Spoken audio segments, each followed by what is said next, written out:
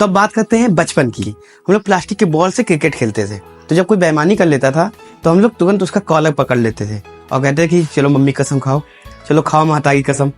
तो ऐसे ही आज आपको मम्मी की कसम खा के कहना है कि पैसा सब कुछ नहीं होता। आप लोग बहुत कहते हैं ना कि पैसा सब कुछ नहीं होता, तो मुझे एक चीज बता दो कि वो कौन सी चीज है जो आपको मिल जाए जिससे सब कुछ हो सकता है। नहीं समझ में आया? फिर से बताऊं। आप कहते हैं कि पैसा सब कुछ नहीं होता क्योंकि आपने लोगों से सुना है, तो मैं गूंगा बहरा तो हूं नहीं, मैं भी तो कुछ कहूंगा। तो मैं यही कहूंगा कि वो कौन सी चीज है जिसके होने से आपके पास सब कुछ हो जाएगा। चलिए बताइए, यू कैन टेक टाइम, सोचो सोचो। तो कुछ लोग जिद्दी होते हैं, तो फिर काउंटर क्वेश्चन करेंगे। वो कहेंगे कि पैसे सब कुछ नहीं होता है, स्वास्थ्य भी कुछ होता है। चाहे भले ही स्वास्थ्य पे ध्यान न दे, भले ही 1 साल में कहूँ 10 कदम चले हो, चलो ठीक है। आपने कहा मेरी 6 फुट हाइट होनी चाहिए, मेरा स्किन बहुत फेयर होना चाहिए, मेरे डोले सोले होने चाहिए, 6 पैक होना चाहिए, बहुत अच्छी बॉडी होनी चाहिए। तो भगवान आए, उन्होंने कहा तथास्तु, जैसा आपने चाहा वैसा हो गया। तो फिर इससे काम चल जाएगा? या गर्मी में बस से बैठ के जा रहे हैं, बहुत अच्छी बॉडी लिए हैं, पसीने से लथपथ हैं, तो काम चल जाएगा? अच्छा, तो फिर आओ क्वेश्चन, फिर आपके क्वेश्चन क्या होंगे? अच्छा, तो रिलेशनशिप भी कुछ होता है, संबंध भी कुछ होते हैं। ठीक बात है, यू आर राइट। लेकिन आप बताइए, आप किसी को पसंद कर रहे थे, बहुत लंबे समय से किसी के साथ रिलेशनशिप में थे, आपकी शादी हो गई, आपकी गर्लफ्रेंड आपकी पत्नी बन गई, इससे काम चल जाएगा? वो 16 श्रृंगार नहीं करेगी, वो मेकअप नहीं करेगी, उसके अपने खर्चे नहीं होंगे, कुछ समय बाद बच्चे आ जाएंगे, वो कुछ मांगेंगे, वो कुछ डिमांड करेंगे, पापा मुझे साइकिल चाहिए, मुझे अच्छा सा टैब चाहिए, कोई वीडियो गेम अच्छा चाहिए, एक बड़ी सी कार चाहिए। पैसा नहीं है तब क्या करेंगे? तो मान लीजिए आपके माता पिता हैं, वो 60 साल के हैं, उनको कुछ सांस समस्या है, उनका हेल्थ नहीं सही रहता है, तो उनकी दवा के लिए, उनकी दर्द दवाई के लिए कहाँ से पैसा आएगा? आप कहेंगे मेरी तो शादी नहीं हुई है। जो शादी नहीं हुई है, गर्लफ्रेंड है, उसको गिफ्ट देना पड़ेगा, उसका बर्थडे आएगा, कुछ तो देंगे, कहाँ से आएगा? कहाँ से पैसा आ जाएगा? अच्छा, आप कहेंगे कि मेरी कोई गर्लफ्रेंड नहीं है, ना मैं लव मैरिज करूंगा।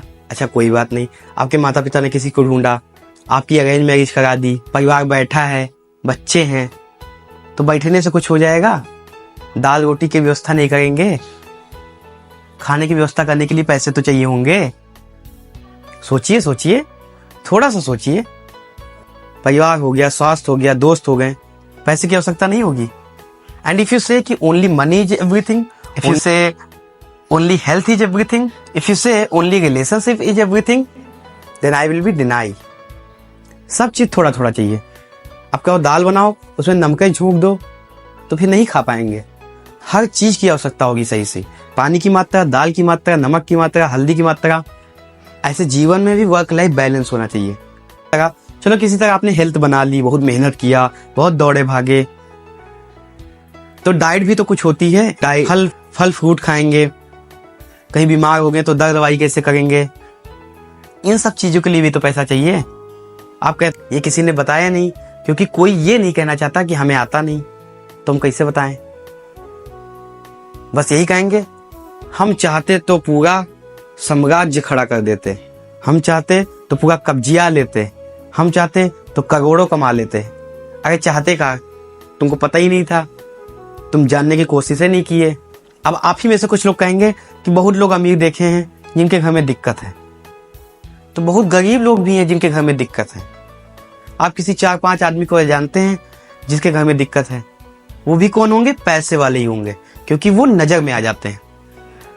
कभी मुंबई में जाओ या अपने आसपास कहीं झुग्गी झोपड़ी में जाओ, देखो बच्चे कितने गरीब हैं, एक टाइम खाना खाते हैं, मांग के खाते हैं। सिग्नल पर देखो छोटे छोटे बच्चे गाड़ी साफ करते हैं, क्योंकि दिमाग ही आपका स्थिर नहीं है, तो दिमाग कहाँ जाए? मोबाइल में जाता है, रील में जाता है, विचार करने पे जाता ही नहीं। किताब आप पढ़ते नहीं, तो सोचने का समय भी नहीं मिलता आपको। चलो इसको एक और उदाहरण से समझते हैं। आपने ये वाली न्यूज तो जरूर सुनी होगी। हिंडनबर्ग की एक रिपोर्ट आई थी जिसकी वजह से अडानी का पूरा बिजनेस ढह गया, पूरे शेयर उनके लॉस में हो गए। पता नहीं कितने लोगों ने इन्वेस्ट किया था, सब लॉस में चले गए थे। बीच में सब, ये तो आप जानते ही हैं। शायद आपने भी इन्वेस्ट किया होगा, आपने भी लॉस में निकाला होगा। तो मान लो स्टॉक मार्केट में 2 करोड़ लोगों ने पैसा इन्वेस्ट किया है, लेकिन अखबारों ने, ये मीडिया ने क्या दिखाया कि अडानी डूबते जा रहे हैं, अडानी के शेयर गिरते जा रहे हैं। सही मायने में देखा जाए तो उन 2 करोड़ लोगों का भी नुकसान हुआ है, लेकिन दिखा आपको किसका? पैसे वालों का। मैं आम जीवन में लोगों की बात सुनता हूँ ना, ऑब्जर्व करता हूँ, देखता हूँ ये कहते क्या है। कई लोग कहते हैं कि सीसीडी के मालिक ने सुसाइड कर लिया, एक बिजनेसमैन ने सुसाइड कर लिया। तो क्या उसी ने सुसाइड किया है? उसी के पास दिक्कत थी? आए दिन कितने बच्चे सुसाइड करते हैं कोटा में, आप सुनते हैं लेकिन आपका ध्यान नहीं जाता है। आपको दिखता कौन है? जो अमीर है, जो पैसे वाले हैं।